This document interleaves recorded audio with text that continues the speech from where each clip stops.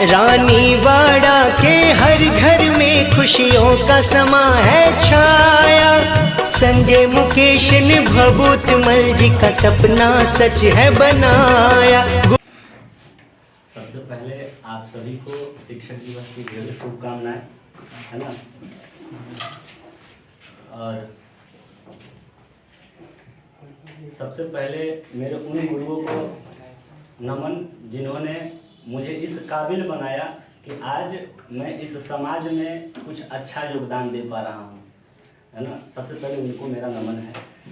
और बात रही हमारे और आपके बीच की, तो as a brother, as a friend या एज अ टीचर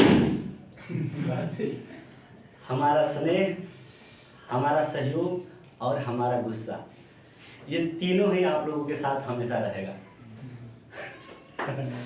और बचपन से ही हम लोग शिक्षक दिवस 5 सितंबर को शिक्षक दिवस के रूप में मनाते आ रहे हैं। और बचपन से हम लोग को ये भी बताया जाता है कि शिक्षक दिवस जो है हम लोग सर्वपल्ली डॉक्टर राधा कृष्णन जी के जन्मदिन के उपलक्ष्य में मनाते हैं। ये बचपन से हम लोगों को पता है। लेकिन सर्वपल्ली डॉक्टर राधा कृष्णन के जन्मदिन पर ही क्यों? भारत विद्वानों की भूमि रही है। यहाँ पर राजा राम मोहन राय, दयानंद सरस्वती, इन लोगों ने भी शिक्षा का काफ़ी हद तक समर्थन किया था। लेकिन इन लोगों के जन्मदिन पर शिक्षक दिवस नहीं मनाया गया। सर्वपल्ली डॉक्टर राधा कृष्णन के जन्मदिन पर ही क्यों? ये तो सब लोग जानते हैं कि उन्हीं के जन्मदिन पर मनाया जाता है, बचपन से हम लोग जानते आ रहे हैं। लेकिन उन्हीं के जन्मदिन पर क्यों और किसी विद्वान के जन्मदिन पर क्यों नहीं मनाया जाता? देखेंगे, सर्वपल्ली जो थे, भारत विद्वानों की भूमि रही है। उन्हीं विद्वानों में से सर्वपल्ली डॉक्टर राधा कृष्णन जो है, इनको शिक्षाविद कहा जाता है। शिक्षाविद, महान शिक्षाविद सर्वपल्ली डॉक्टर राधा कृष्णन का जन्म 5 सितंबर 1888 ईस्वी को तमिलनाडु के छोटे से गांव में हुआ था और साधारण परिवार में हुआ था।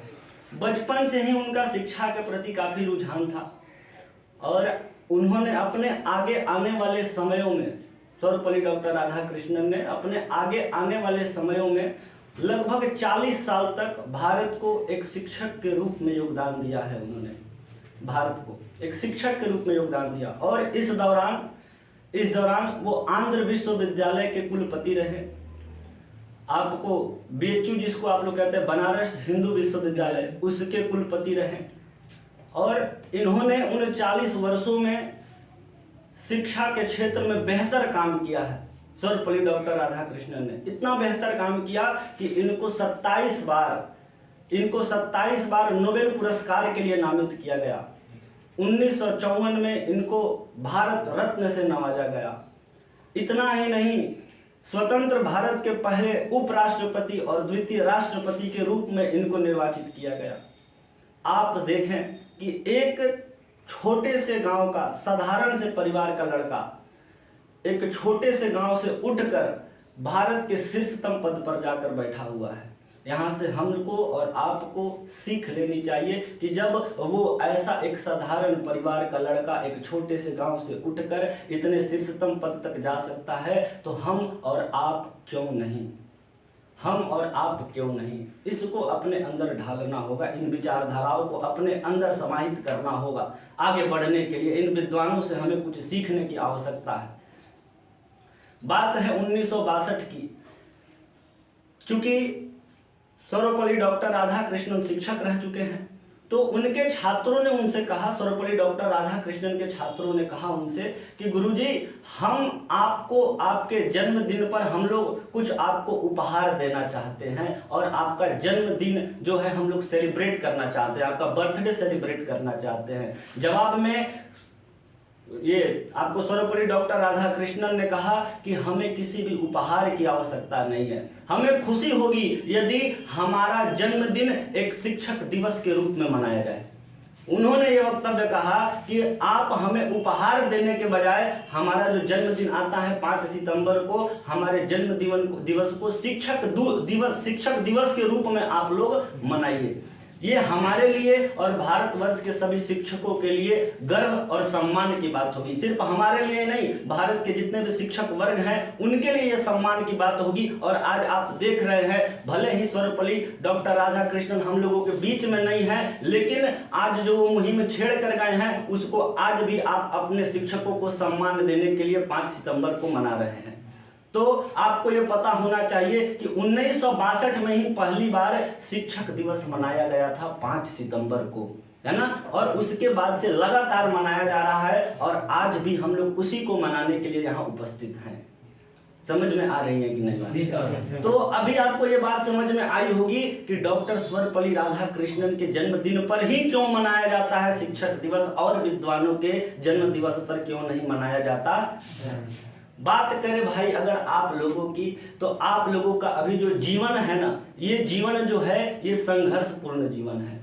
और इस वर्तमान में अभी आप लोग जो जीवन जी रहे हैं, इस जीवन की हम बात कर रहे हैं, ये अभी आपका जो विद्यार्थी वाला जीवन है ना, ये संघर्षपूर्ण जीवन है। और इस संघर्षपूर्ण जीवन में आपको हमेशा उतार चढ़ाव देखने को मिलेगा। जो समस्याएं होंगी, जो आपकी परेशानियां होंगी, वो आपके साथ आपकी परछाई बन के घूमेंगी, आपकी समस्याएं। तो आपको क्या करना है कि उन समस्याओं और परेशानियों को देखकर पीछे नहीं हटना है। आपको उन समस्याओं से लड़ने के लिए, उनसे मुकाबला करने के लिए, उनसे सामना करने के लिए दृढ़ता पूर्वक अपने अंदर साहस लाना है और उसका मुकाबला करना है और आगे बढ़ना है उन परेशानियों को और समस्याओं को तोड़कर। क्योंकि समस्याएं पग पग पर आपको मिलेंगी। जिस स्टेज में आप हैं वहां समस्याएं ही समस्याएं हैं। आपका जीवन ही संघर्षपूर्ण है अभी, तो यहाँ आपको संघर्ष करना ही पड़ेगा। पग पग समस्याएं हैं, बता तो रहे हैं, छाया परछाई बनकर आपके साथ घूमेगी आपकी समस्याएं। तो आपको डट कर उनका मुकाबला करना है, साहस पूर्वक उन समस्याओं का। यदि आप जीवन में आगे बढ़ना चाहते हैं, इस संघर्षमय जीवन को आप सफल बनाना चाहते हैं, तो आपको एक लोहे की भांति तपना होगा। किसी ने क्या खूब कहा है कि लोहा जितना तपता है उतना ही ताकत भरता है। सोने को जितनी आग लगेगी उतना ही प्रखर निखरता है। और सूरज जैसा बनना है तो सूरज जितना जलना होगा। सूरज जितना जलना होगा। नदियों सा आदर पाना है तो पर्वत छोड़ निकलना होगा। नदियों सा आदर पाना है तो पर्वत छोड़ निकलना होगा। और हम आदम के बेटे हैं। क्यों सोचे कि हमारी राहें सरल होंगी। वक्त ज्यादा लगेगा लेकिन संघर्ष जरूर सफल होगी। तो आप लोगों को संघर्ष करना है और घबराना बिल्कुल भी नहीं है। हम आपके साथ हैं और जब तक आप सफलता नहीं पाएंगे, अगर आप हमारे पास हैं तो हम आपके साथ हैं। और इतना सम्मान और हमें इतना आदर, इतना सत्कार देने के लिए आप सभी का बहुत बहुत धन्यवाद।